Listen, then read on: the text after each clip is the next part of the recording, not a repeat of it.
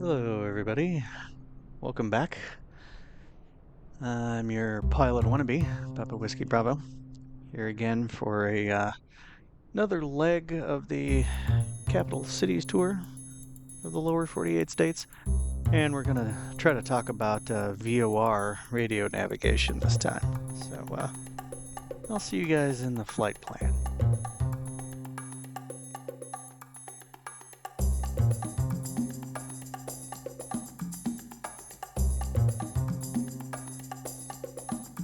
All right, here we are in Sky Vector. We're going from Bolton Field in Columbus, Ohio, over to Harrisburg International, Harrisburg, Pennsylvania. And we're going to navigate exclusively with VORs this time. I'm not going to program all of these waypoints, which I believe are all VORs. I'm not going to program them into the plane we're flying has a Garmin 530, but I'm not going to punch them in the 530. I'm only going to use the individual radio frequencies from these. And let's see, I'll show you where the frequencies show up here, or where they're printed on the chart. Okay, so this one happens to be right at an airport. It's at this little Zanesville airport, and here's the frequency, 114.95. It's ZZV at Zanesville. I honestly don't know what this little channel 96 means. I think it's related to the DME, the distance measuring equipment. I'm not positive. As I've said before, my knowledge of aviation is like Swiss cheese, dense in places, completely empty in other places. So anyway, we've got the frequency 114.95. ZZV. This is the Morse code identifications. You can monitor the nav radio and hear the Morse code and confirm that you're looking for dot dot dot dash as your place where dash dash dot dot. I don't know. I haven't listened to the Morse code much, but each one of these has a here. If we click right in the middle of the next one, which the next one is named Air, which is interesting. AIR. I don't know how they got so lucky to be just named Air. See, we've got 117.1 and so on and so forth. And all the way to the last one, which is only 16 nautical miles from the airport we're going to, and looks like it kind of lines us up for the runway as long as we take a heading of 125 after we pass this one. So, but we'll get into how the VORs work when we're in there. And as a matter of fact, I have a picture of what a VOR station looks like from above, and we're gonna use that as kind of a try to use that as a visual learning kind of a thing. I don't know. I haven't tried to explain this to anybody very much before, so we'll get into it.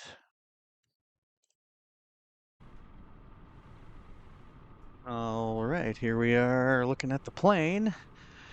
We're going with a virtual representation of a Cessna 182 RG, retractable landing gear. The add-on is from Carenado, so it's another one that visually looks fantastic, but is pretty shallow in the systems department, which is fine because we're going to be trying to talk about other stuff. So might as well not be flying a plane that I can accidentally burn up the engine on or something like that. So relatively magic plane. Before I go any further, I should probably mention, in case you have your volume up and you can hear a rhythmic engine noise, it's because we have another waltzing airplane over here. He's almost going fast enough to consider that breakdancing, I'm thinking. So I'd say cue the music at this point. Yeah, okay, stop the music. Let's go back to our plane. We'll just try to ignore him for now. Although I think we're gonna have to taxi past him to take off. But anyway, the Cessna 182 RG. They still make Cessna 182s to this day. You can go out and buy a brand new one if you've got, I don't know, close to $1 million. But I think the retractable gear ones they stopped making back in the 80s. So Most of my favorite planes, they seem to stop making back in the 80s, but you can still get an RG with fixed, or not RG, I'm sorry, a 182 with fixed landing gear.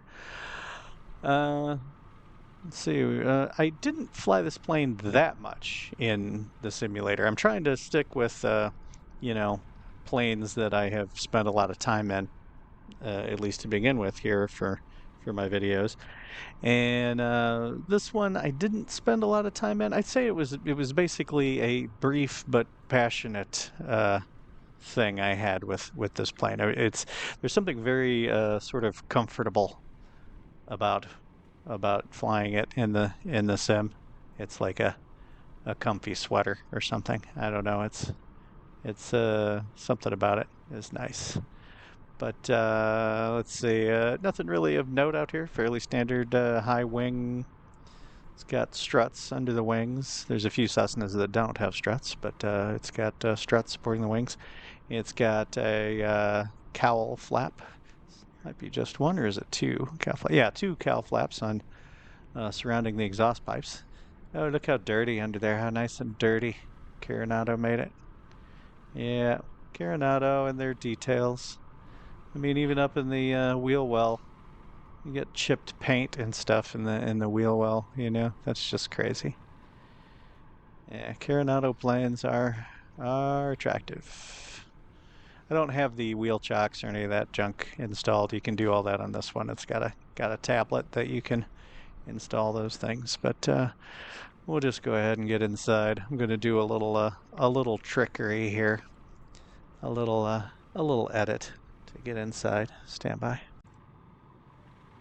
Okay, that might have been a pretty smooth cut. I'll try to make them smoother in the future. But let's see, door handle. See, doors open. You got a storage door.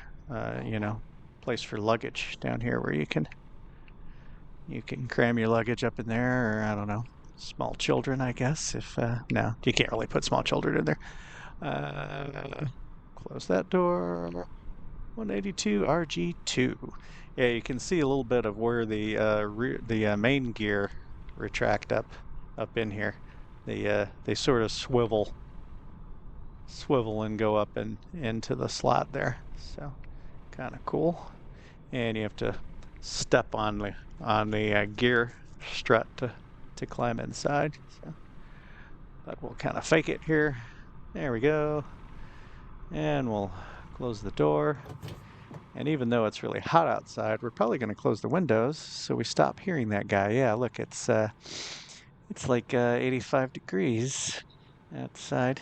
But we're going to close the windows and see if I hear that rhythmic engine noise less. Well, that is better. Okay, here's the game plan. I'm not going to spend a lot of time explaining how I'm firing up the plane and everything. This is a fairly simple one. I'm just going to kind of breeze through and get us off the ground. As a matter of fact, I don't even think it has much in the way of checklists. Yeah, not anything in the way of checklists.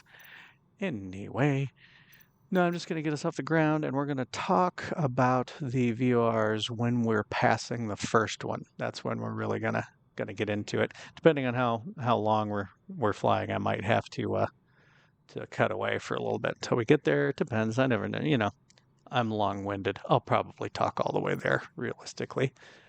Oh, here it's doing the glitch again, where it's a bunch of undefined fives. I didn't really realize how glitchy everything is until I started making these videos. This plane made me 190. I'm actually 180 these days, so we're gonna change that. Oh, and it turned everything crazy. Again, glitchy. I think we're going with no co-pilot this time, since I don't have any way to display anyone to myself in this seat, and I don't know, just don't like it. I'm going to take 45 pounds baggage, and we're just going to top the tanks out because that doesn't even put us at 25% of our payload capacity. So 60, almost, yeah, 61 gallons of fuel. Yep. There we go. All right, parking brake set. This is another one with those vernier style controls. Oh, and look, Something is wrong. All right, I gotta fix my control scheme. It changed control schemes on me. All right, hold on a minute.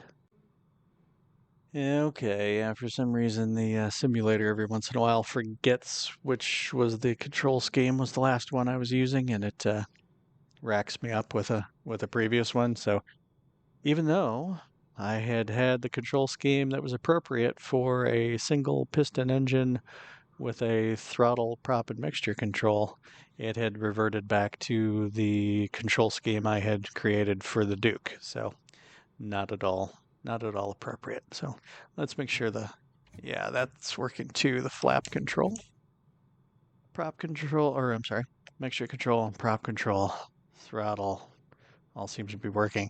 I didn't get around to it, but I wanted to try to put the cowl flaps on a control and maybe the carb heat too. Carb heat's easier to see when you're operating it. You can just look down and get the carb heat. But the cowl flap, that's pretty far down there. I guess I'll leave it for now. It's not like I'm going to be flying this plane a lot. I'm just going to do it for this video and probably won't get back into it again for a while. So, all right. Fuel is on both, which is nice about these high-wing Cessnas. They don't make you pick a tank and have to balance it. They let you have both. Let's see, can't really see all this way. All right, fine, we'll get rid of the yoke so I'm not moving the camera around so much. All right, this should be the battery power, and it should be the alternators. I'm gonna crack the throttle. Gonna turn on the beacon light. Make sure the landing gear lever is down. I'm going to hit the primer a couple times. I'm only just going through the motions here. This is a magic airplane. It'll start no matter what. And I'm going to turn my little key that's on the Honeycomb Alpha to start it up.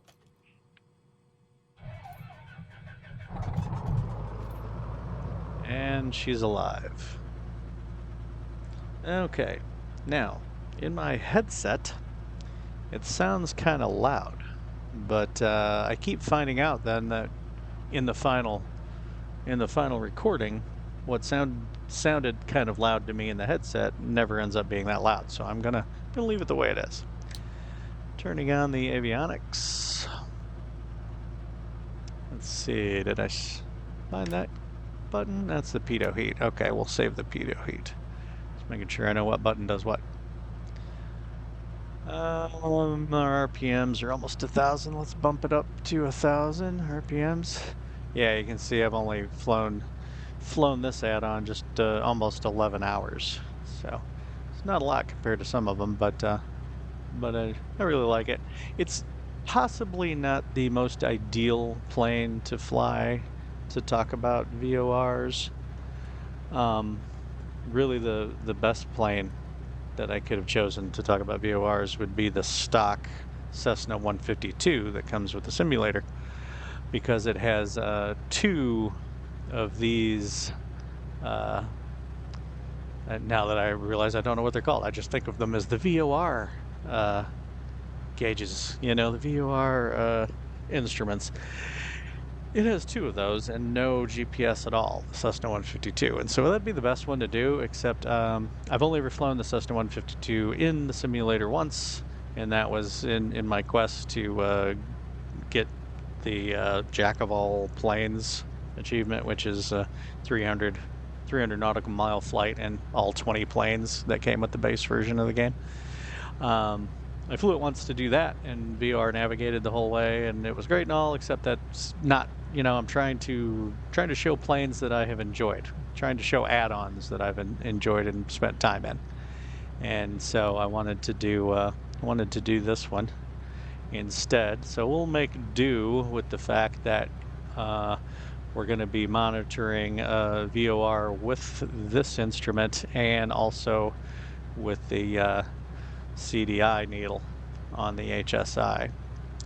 So we'll just use the two of them. This one down here, I believe, is for like non-direction bearing stuff, which I don't know. I haven't messed with, haven't gotten into. This plane has a pretty decent autopilot, which is nice because we're gonna whack the autopilot on pretty quickly, so I can be talking about what I'm doing with the frequencies and everything. On that note, let's yep, he's still dancing out there. Anyway, let's get the frequencies. So the first VOR we're going to is the ZZV. Frequency 114.95. So we're going to throw that in nav 1. On the Garmin 530 here, to switch, because this knob changes the frequencies, to switch to where you're controlling the nav frequencies, you have to left click and hold and right click, and it swaps it down to the nav. So, and the big knob does the numbers left of the decimal, and the little knob does the numbers right of the decimal. So 114.95, I believe it was. Yeah. And here's the swap button. Swap it out. ZZV. There we go. So we've got the first one plugged in. Now in the standby, we're going to plug in the frequency for the next one, which is that AIR. AIR. It's 117.1. So 117.1. And we'll just leave it in there. Now, I'm going to do something similar with the NAV2. This is a NAV2. This is the NAV2 radio, which is connected to the VOR instrument here. I'm going to put in the first frequency, 114.95. Oh, it's already 114.9, so just poof, 95. And we're going to swap it. So it'll put it in this one. And for the second one, we're going to hold off because there's something I want to do differently with that. Now that I'm thinking about it, we need to set both the CDI and this instrument to be on the course we want to be on while we're headed towards ZZV. So we're going to swap back over to Sky Vector for a moment, because I don't remember right off what, yeah, 094. So you can see right here, here's our origin point, our departure. We need to take 094 degrees for 57 nautical miles to get to the first VOR, ZZB.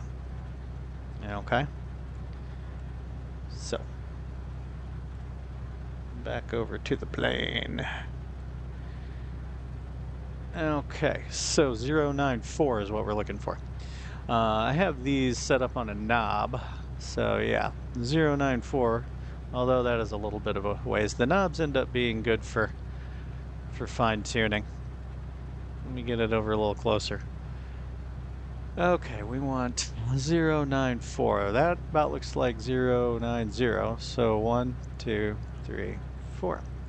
All right, now the CDI. Oh, it's pointed south. That's odd. Usually they're pointed north in these planes that start in default conditions. Oh, you know what? I'm going to go ahead and lean the mixture since we're, you know, pretending. You can't really foul the plugs in this Magic airplane, but talking about that made me think about I hadn't done it. So, all right, 094 is what we're looking for on this.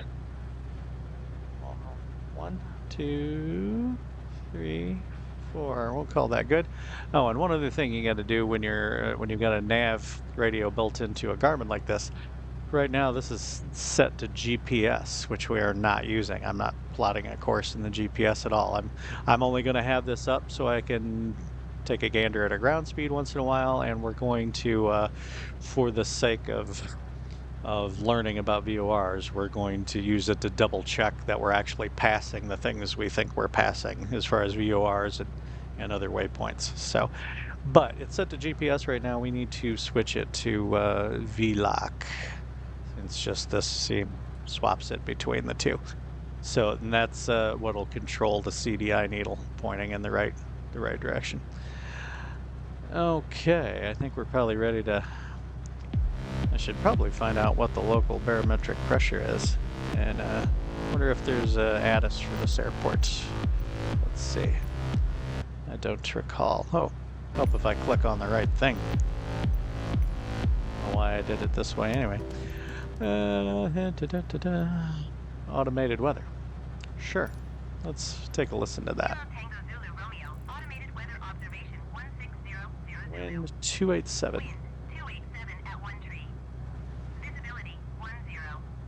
31. Let's see, 3013. 3013.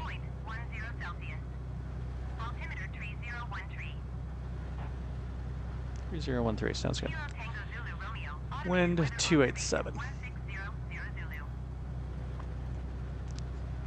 All right. Oh, and they actually have ground and all that stuff. Let's see what runway they tell us to go to. Request departure to the east. Ground November 85 Papa Whiskey Bravo. Ready to taxi departure to the east. Turn on some more lights here. Landing and taxi and nav. Runway 4. Okay. Taxi 2 and hold short runway for via taxiway Alpha Papa Whiskey Bravo. I'm going to just get a random frequency on there and swap so I don't hear the bit about how I wasn't cleared to take off and all of that sort of stuff. So runway 4. Let's see, opposite of 22. So over here was runway 4, right? So runway 4. So we're going back behind us to get on the runway. Interesting. All right, let's start taxiing. Get away from the dancing clown over there.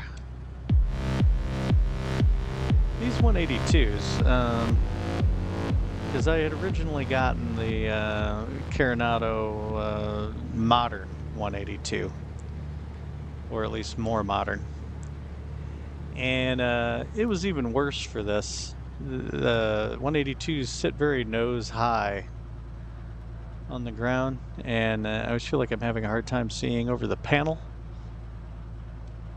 and I have to raise the camera a little bit. Yeah, it's kind of strange. I think we're gonna be taking off with a big crosswind one way or another. Here.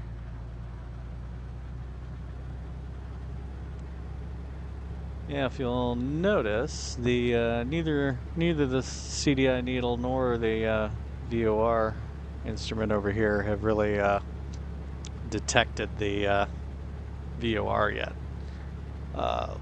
Lots of times they don't on the ground, but once you get airborne, or if you're too far from them, they won't detect it. I think that's actually a setting in the simulator too, somewhere in like the general settings or something. There's something about radio degradation, you know, over distance. And I of course have that turned on, but oh, you know what? I should, next time we're on the SkyVector page, we should get the ATIS for our destination and throw it in COM2 here and start monitoring it. I have to try to remember to do that. We probably could have edited out the taxiing, I suppose, but I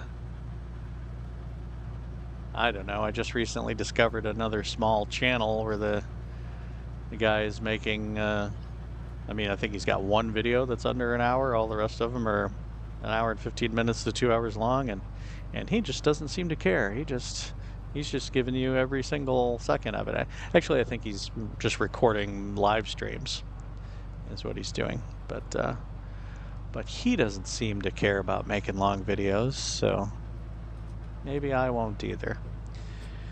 Alright, since this is a magic airplane and all, we're not going to do a run up or anything like that. We're just going to make sure everything's set, and we're gonna split. Alright, I'm gonna turn off the taxi light and turn on the strobe light. I'm not gonna bother with the pitot heat because it's hot.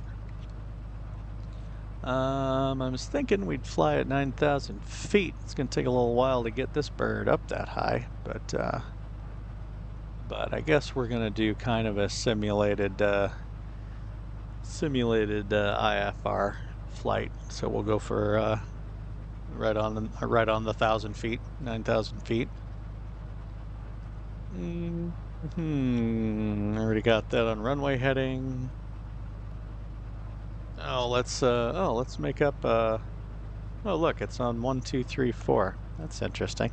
Yeah, let's go with 1, 2, 3, 4 for the transponder. And we'll put that on altitude reporting, I'm sorry. And I believe you're supposed to go 10 degrees for takeoff in these things. And we'll go full on the fuel mixture when we hit it. Okay, I think we're ready. I'm gonna switch this over to gallons used just for fun. Doesn't matter, like I said, it's drawing out of both tanks, or it's supposed to be drawing out of both tanks. We'll have to keep an eye on these old school 1970s car looking gauges here. Cylinder head temperature, you know, the temps come right up on this and don't really matter. You can't really hurt anything. We'll still lean it out when we're above the 3,000 feet just for fun, but that really doesn't matter either. I mean, it'll affect the fuel flow. We'll use less fuel if we lean it out. So, all right, everything seems hunky-dory. I don't see anything coming. So let's go. Oh, I actually didn't look at the trim. Yeah, trim's right in the middle. Should be fine. Going full on the mixture. This thing really is squirrely on the ground, kind of. Yeah, we got a bit of a crosswind here.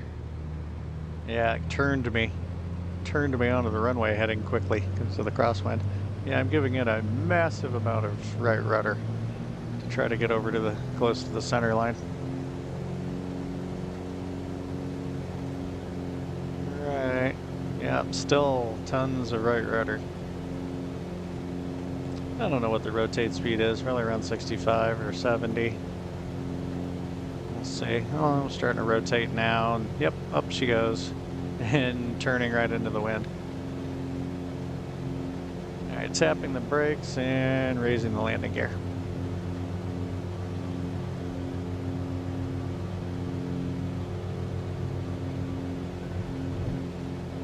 All right, landing gear's up. Gonna go ahead and go flaps up. And I'm gonna turn us onto course.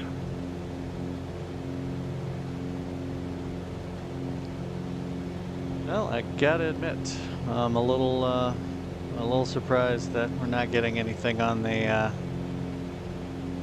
instruments yet for the VOR. I'm hoping that there isn't something wrong, that I've got to shoot all of this, record all of this over again. Let's back the throttle off to down into the top of the green. Hold the RPMs back a little bit down into the green more. And try and get control of our climb here. Also gonna bring the, I don't want to hear a bunch of stuff. There. Alright, I'm swing the heading bug around.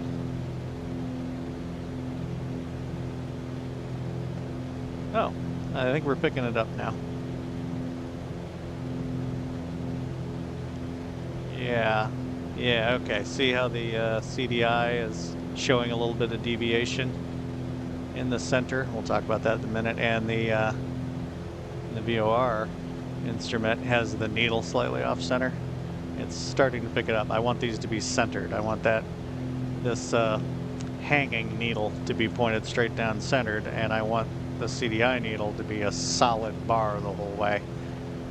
Not have this center section is showing that we're off to the left of it a little bit. So what we're gonna do is get the autopilot on so I can stop trying to think about everything else. Okay, I got on roll hold. Now it's on heading hold. Now let's get a climb established. Oops, that's not a climb. Okay, 500 feet per minute climb. Where are we at? We're at just over 2,000. I don't need to lean out yet. Okay, going pretty good. Hold on just a moment while I turn down the volume in my headset. Like I said, this is kind of an experiment. I'm gonna leave the simulator volume up this time, but it was being too much in my headset. So, all right. So we've got nav 1 set to the ZZV 114.95. That's controlling the CDI needle. See, if I move the CDI needle, it shows us being much more deviated from our course deviation indicator. Okay.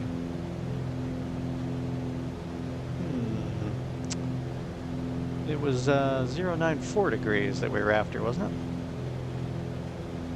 It's hard to see with all that stuff in there right now, but that looks like 094. Now we're slightly to the right, of course, and this shows that we're slightly off to the right of it also. We would need to turn left slightly with the heading indicator. Turning left slightly to get back on course.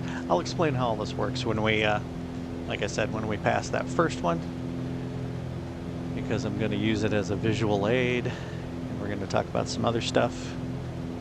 We're coming up on 3,000 feet, so I'm going to think about leaning it out a little bit. And as I lean out the mixture, EGT should go up some, and I actually want to try to get it a little closer to peak, because I want to be I want to be getting the best power I can get for the climb. So let's double check our other settings here. See the manifold pressure, I can bump that up a little bit to still be in the top of the green. RPMs are at 2,400. I'm gonna leave that there for now. That'll be good. All right, we're still off to the right of our course a little bit. Must be a crosswind. I did check the wind on SkyVector, and it's mostly a tailwind, but it's almost never going to be directly behind you. All right, put our course a little more to the left. Try to get these needles lined up. Let's see. I'm going to turn off the landing light now, and double check our outside air temperature. Still 70 degrees. Don't need the pitot heat yet. Yep, still off to the right of our course a little bit, but not bad.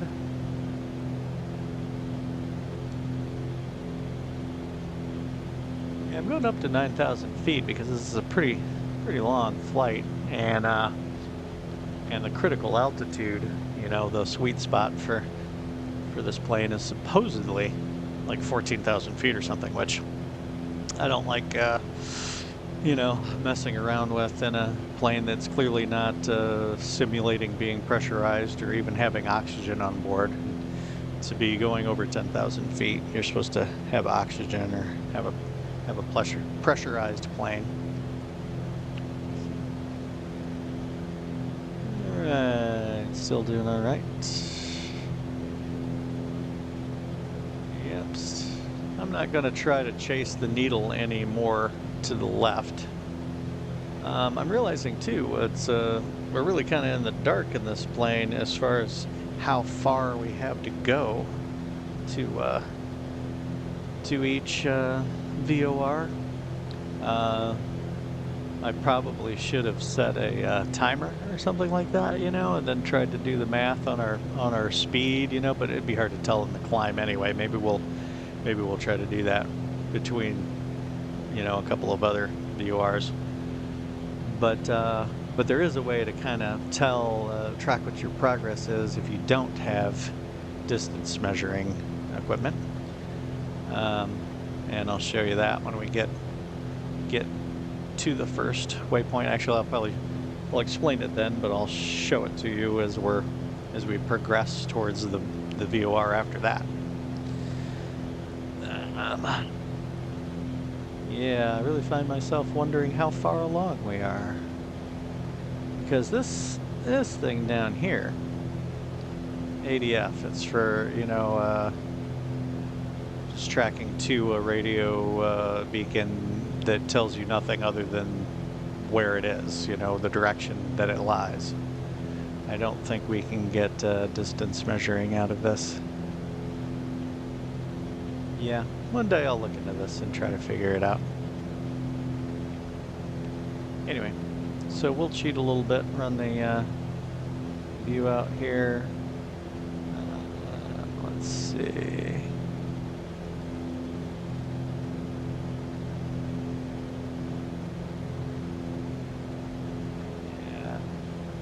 I guess something else I should talk about. I know for sure we're still on the approaching side of ZZV, because this still says 2.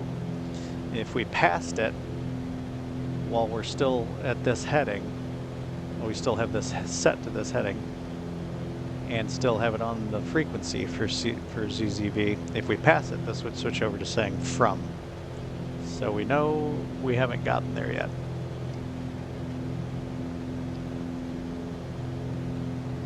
Yeah, I'm sure we have a ways to go.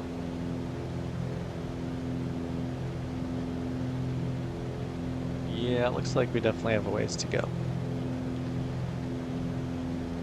All right, well, I might go ahead and pause the recording for now, and I'll catch up with you guys when we are closer to the first VOR. See you then.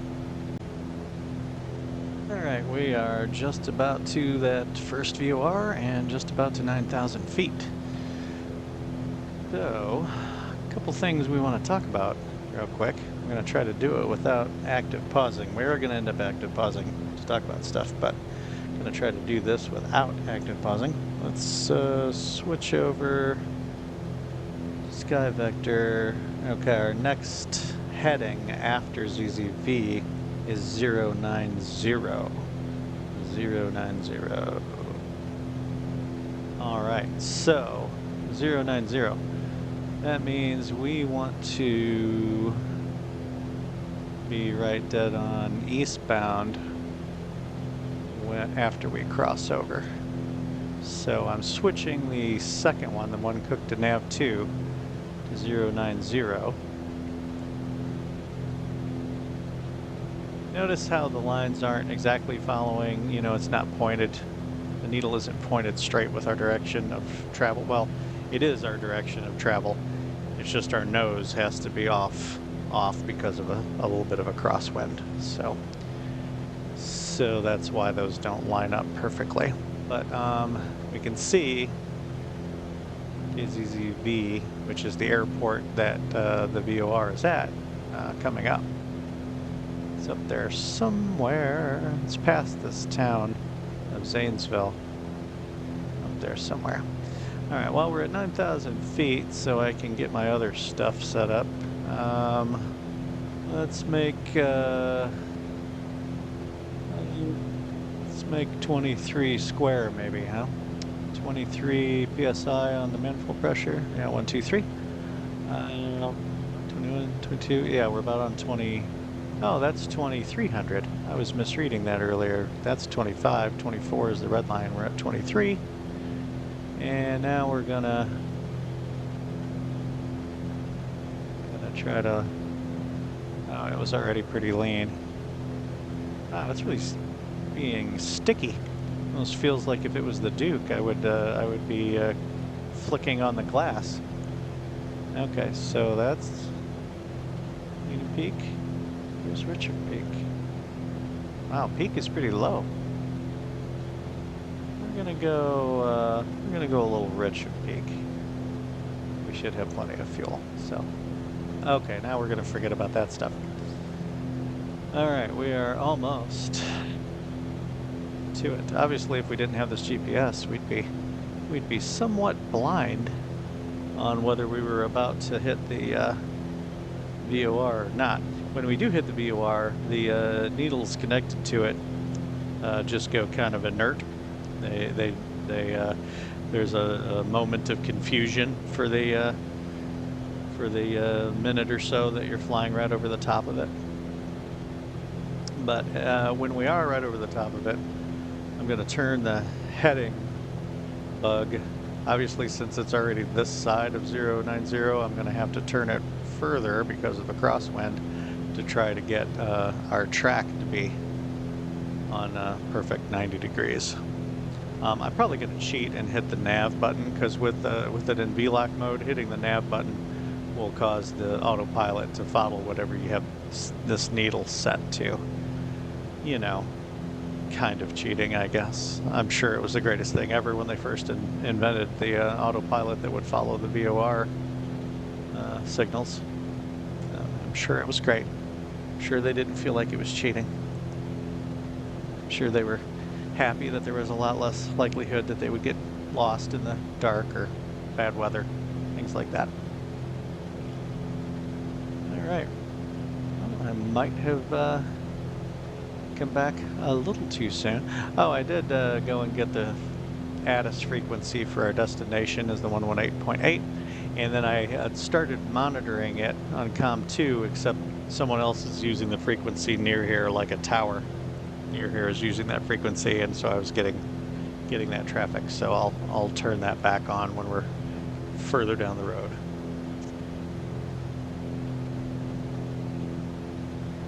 All right.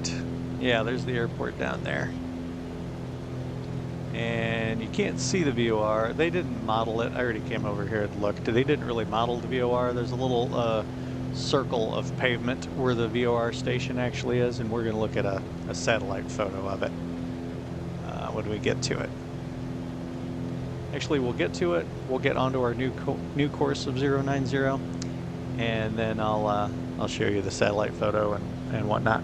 And I don't know, we'll probably just let the plane fly for a bit while we talk about it.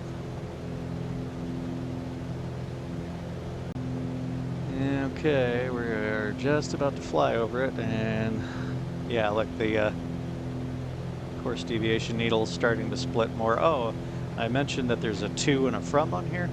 There's an arrow on the HSI that'll show which way the VOR you have it tuned to is, whether it's in front of you or behind you, and that one will stay no matter what.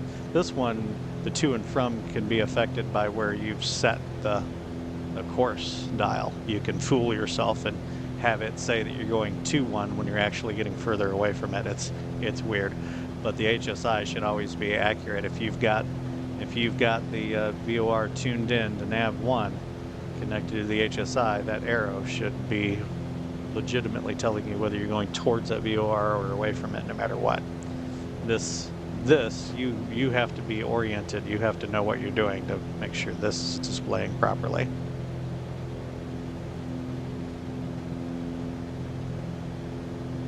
Okay, see it, that's swinging out more too, and we're about to go over top of it. And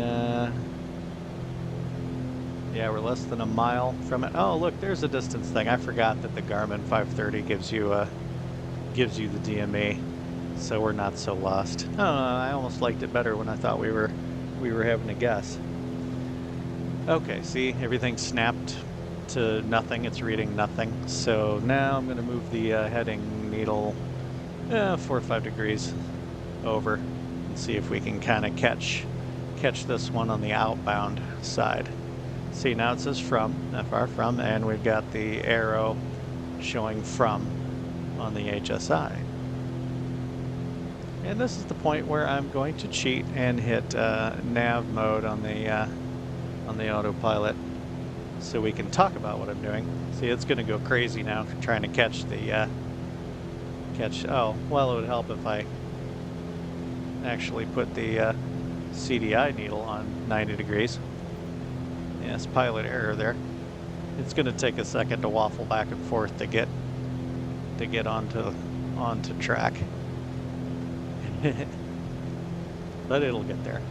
It's a magic plane. The autopilot's always going to work perfectly. I mean, as long as you know what you're doing, which I don't necessarily always know what I'm doing.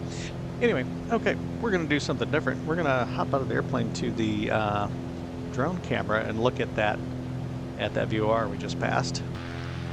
Oh, look, the drone camera's inside the plane. All right, let's take a look at the plane though real quick. I love how those look with the landing gear folded up. You know, the fixed gear just don't look nearly as good. Anyway, I digress. I'm going to speed the drone camera. These drone cameras are pretty amazing. I'll speed the drone camera back here. And I'm going to look down there. See in the bottom of there's like it's like an X. In the bottom of the X, there's a little circle. Little circle of pavement. That's where the VOR station transmitter is. Now we're going to snap back to the plane. Actually, you know what? Before I make everyone vomit, I'm going to switch it over to back over to Sky Vector so I can show you the picture of the VOR, the real picture of the VOR. Okay. Oh, look at that. That's messed up. That's not what I was wanting it to be showing. How did we get here? I tell you, Bing, I'm used to using Google, and yeah, pretty much everything Bing blows, but we'll make do. Alright, so this is the airport we were just looking at, the Zanesville Municipal. And there's that little circle of pavement, and there is the VOR, actual VOR transmitter. Now, you see it's pretty weird looking, and it's because wow, I have to really think about how I'm going to explain this. You know what, give me a second to make sure the plane is doing okay. And, yeah, it seems to be. Matter of fact, I'm gonna go back over there and mute it. Now I can think. Okay, so a VOR doesn't just tell you where it is so that you can track to it. It also tells you what heading you're on while you're tracking to it. So it's transmitting out basically radials. So if you imagine a compass, I should have gotten fancy and gotten an overlay over this, but imagine a compass. Up is 0 or 360. You know, due east is 090, due south 180, due west 270, and all of the degrees in between. It's transmitting out in all of those directions. Now, right now we're leaving on the 090 radial. We're outbound on the 090 radial. So let's go back to the plane for a second.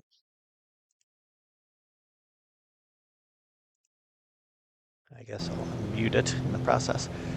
So we're tracking outbound on the 090 radial. Now, when I said that you can confuse yourself with this device, if we were pointed back towards ZZV and we were headed due west 270,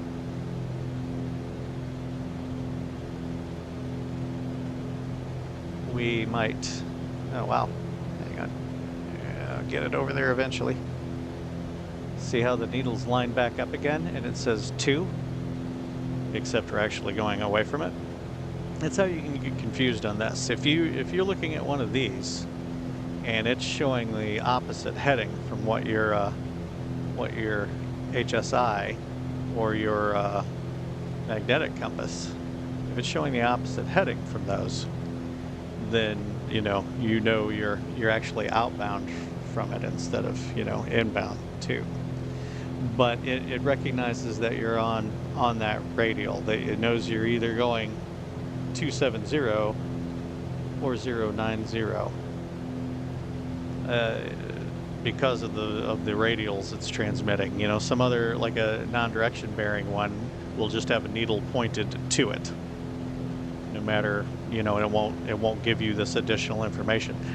So the way this can be useful,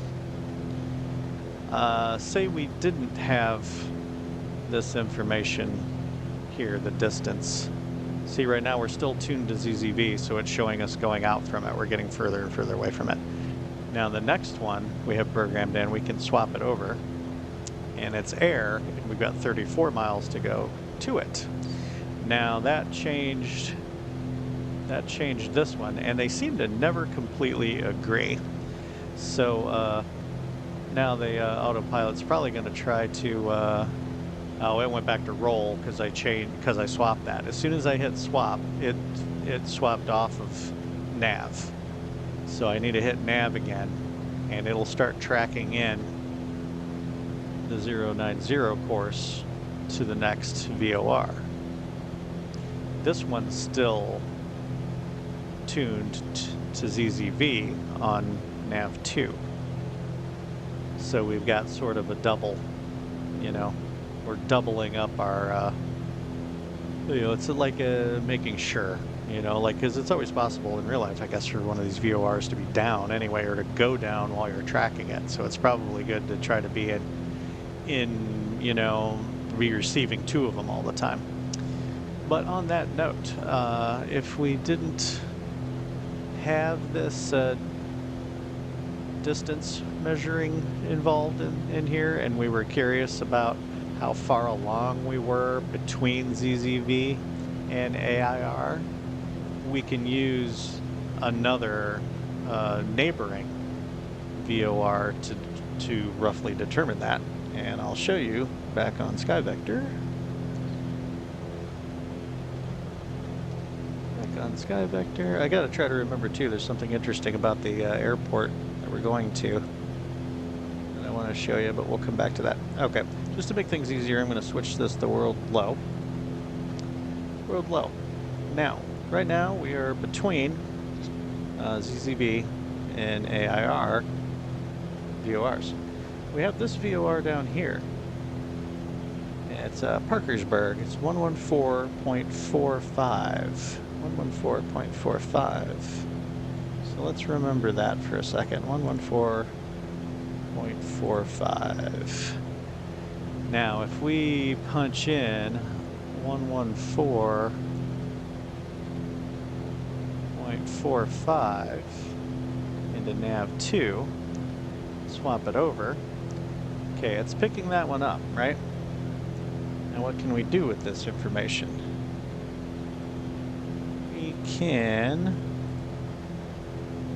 say, well, due north. Due north is not quite halfway, a little less than halfway. If we were due north of Parkersburg, we know we'd be around halfway between these two VORs. So let's put this VOR doohickey on due north. Oh look, we're just about there. We just passed it. We just passed due north of Parkersburg. That needle's just going to keep swinging more and more that way as we keep going past it. So what that means is if you were able to draw a line, a straight line from that one, we just passed this point right here. So if you drew other lines, like, okay, for instance, between these two, this airway going between Parkersburg and air, it's at 040. So if we, sorry, there's a lot of button pushing to switch back and forth here. If we put this on 040. Oh, I'm sorry, let's put on 030. If we put on 030, once this needle swings down to center, we know we're getting very close to the next VOR, to air. So you can like triangulate your position using the VORs, which I think is pretty cool. We're gonna do it one more time during this flight to triangulate like that.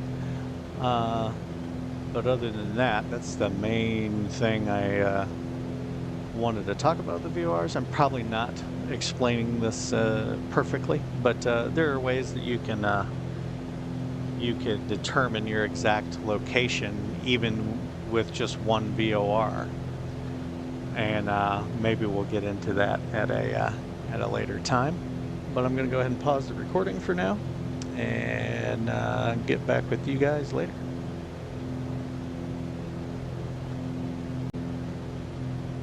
All right, we're getting closer to the AIR VOR, and notice how the Parkersburg one is swinging in when it's set to 030. So another way I can tell I'm getting close. I'd be able to use that to kind of ballpark how close I'm getting if we didn't have this distance display here on the 530.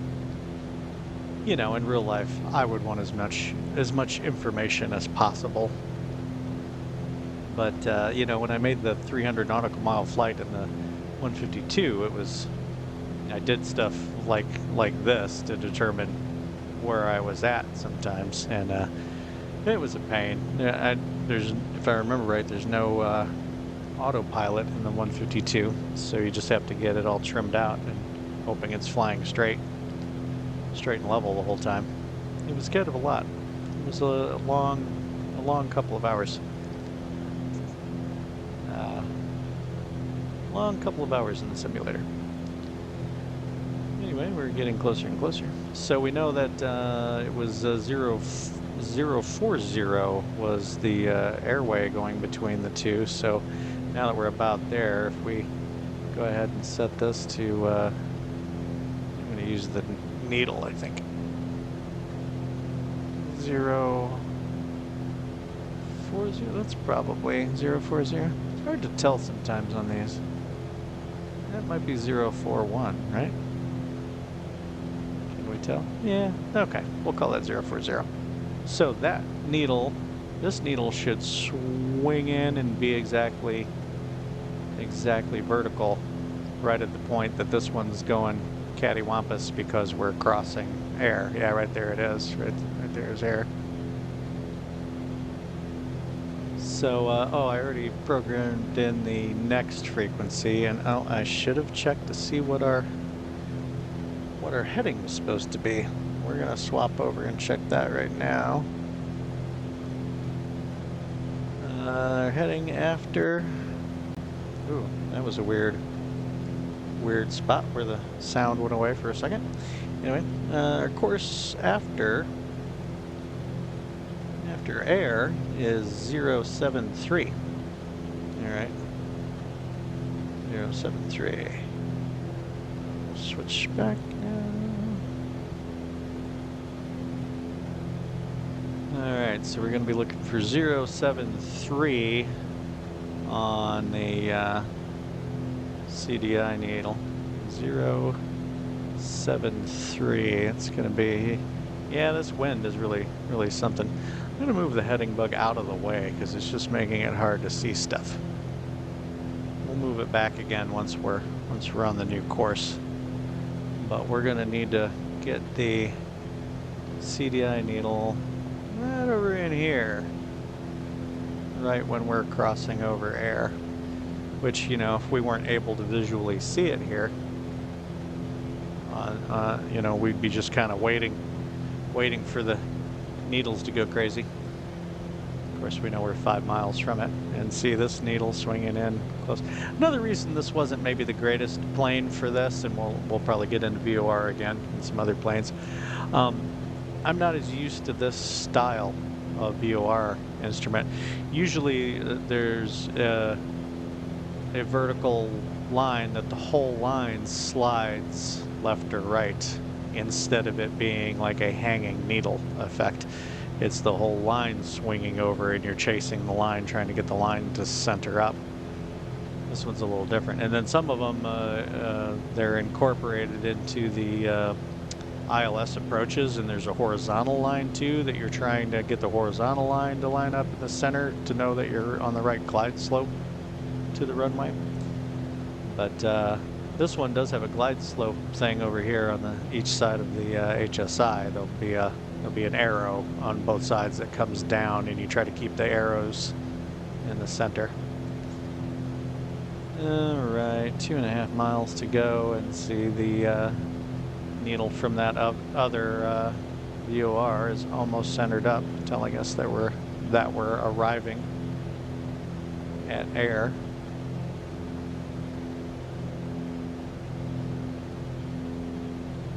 Yeah, we're getting into some more interesting territory now. A little bit hilly, mountainy. Pennsylvania, you know. Eastern Ohio and pretty much all of Pennsylvania is a lot more interesting than Indiana. I can tell you that, at least more interesting than 98% of Indiana. All right, the needle's almost centered, half of a mile. We got to get that switched over to 073. Get my knob ready. Yeah, see it's losing the signal now. So we're going to swing that to what we believe is zero. See, that would be 070, 1, 2, 3. And of course, I went back to roll, switch it back to nav. And it's going to go berserk, trying to chase the needle. It'd probably be a lot smoother if I just did it with the heading indicator and then chase the needle manually a little bit with the heading indicator and then switch it back to nav. And because the nav in a sim autopilot that isn't, you know, I don't know, it seems, I'm doubting that the real autopilot would so aggressively and thoroughly chase the needle as what this is doing right now. I just kind of doubt it. But yeah, either way, it probably is a lot smoother if you just set the heading bug to your new one, and when you know you're over the top of it and you lose the signal, switch over to heading mode and then get your CDI lined up. It's probably a better way to do it. We might try it that way next time. Okay, I'm lining up the heading bug just because. All right, let's since we're not going to be using that unrelated VOR anymore, the Parkersburg one, let's tune the new one in nav2 also. So the new one is 117.10, which the new one, by the way, oh yeah, we're at 117.1, that's air, so we're outbound from air. We want the next one is AGC 110.0. That's the next one. So let's go ahead and put the next one in nav2. So we'll put AGC 110.0. 10.0 swap, and we're on a was the heading 073, was it? I believe. I'll fine tune it here. Looks like 07, 1, 2, 3. Yeah, see, it's not quite an agreement, but you know, it has to do with this not being pointed in exactly the right direction either. But we'll just turn it till it's centered up. It looks like about 0.074. Sure, 0.74. Too bad it can't tell us how far away it is, but because this one's telling us how far from air we are, 7 miles. But we can refer back to Sky Vector for that. What's the distance between these two? 39 nautical miles. So yeah, when we get around 20 miles away from air, we know we're in the middle, and we'll just swap the nav one over. Okay, of note, we're flying into on this leg of our journey, we're flying into a Class Bravo airspace for Pittsburgh.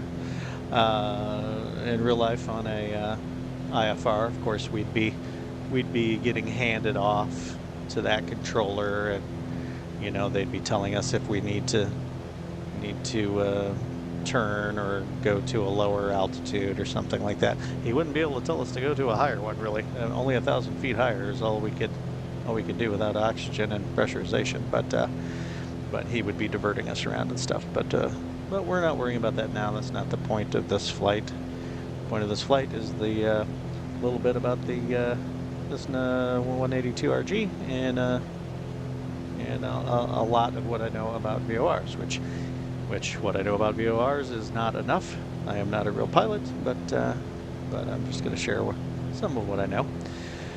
All right, so I'm figuring we're going to do that little trick of confirming how far along we are. We're going to do that one more time over here when we're between our last two VORs. When we're between the, so you would have to be the JST.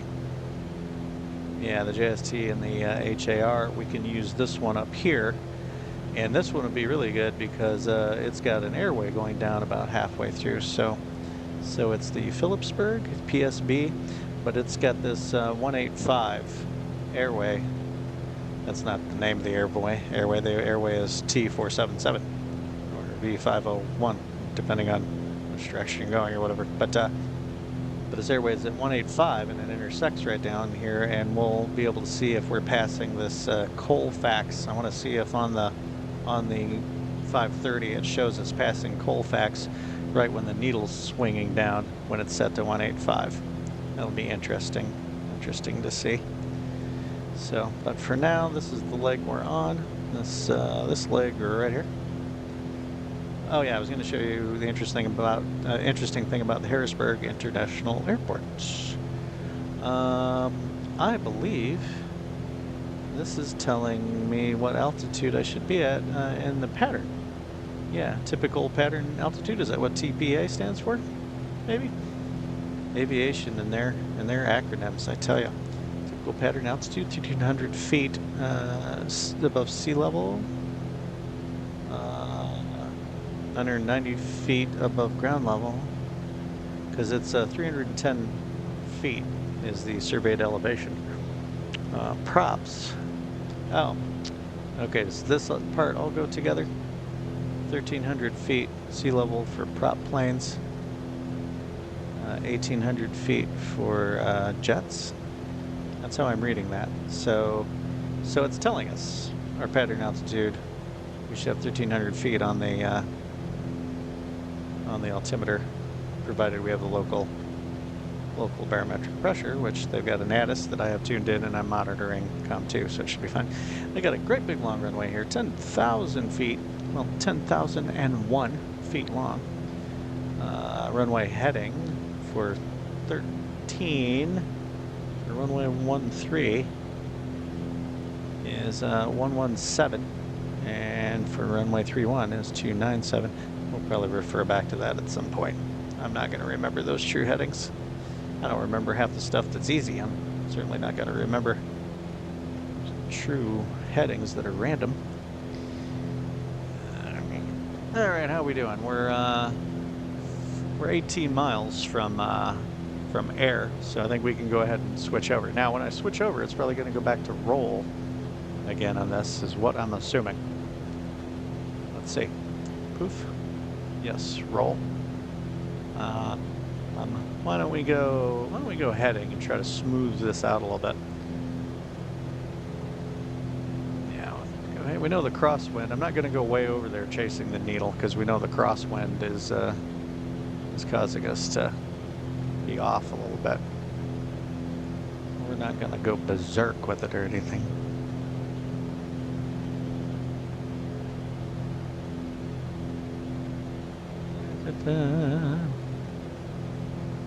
No, it's nice weather. I wasn't sure it was going to be nice weather today. Of course, I'm assuming that I it didn't revert to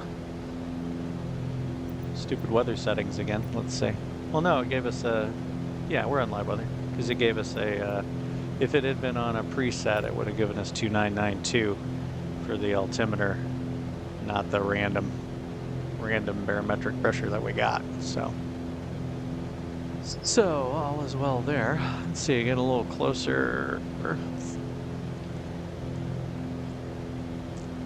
Yeah, if I can get that deviation to come in just a little closer, I'll switch it back to nav mode, and maybe it won't be so aggressive on capturing the course. But yeah, it's kind of weird sometimes to fly around without following a magenta line on the GPS. It's a little strange feeling sometimes. There's the AGC, so we're headed right for it. Yeah, and if you don't have one of these, like I thought about doing this flight with the Cessna 310 that Milviz produced as an add-on, and you can set it up where you just have no GPS at all. It's just a stack of radios. And if I could have gotten 2 of these in that, I probably would have done it. But here, let me switch back to nav mode also. I probably would have done it, but the Cessna 310 kind of deserves its own video, and I didn't want to be crossing, try to do too many things at once. So, speaking of which, I should have double-checked how long this video was so far. We're breaking it into 2. Curious. I'm gonna stop and check real quick. Be right back. Yeah, as usual, already over an hour. So we're gonna go ahead and break this one up. Let me double check here how far we've got to go. We got 10 miles yet to go to this one, and I'll probably go ahead and stop it here, and then we'll catch back up on that last leg where we can play around with using that other VOR to triangulate our position. So, since the drone camera is actually working this time, I'm going to go ahead and leave you with a nice shot of the 182. I just think there's something cool looking about that plane. I kind of forgot about the cow flaps. Yeah, maybe close them, we'll see. And here's a nice beauty shot of the 182. And I will go ahead and sign off for now, and I'll catch you guys in part 2. Papa Whiskey Bravo signing off.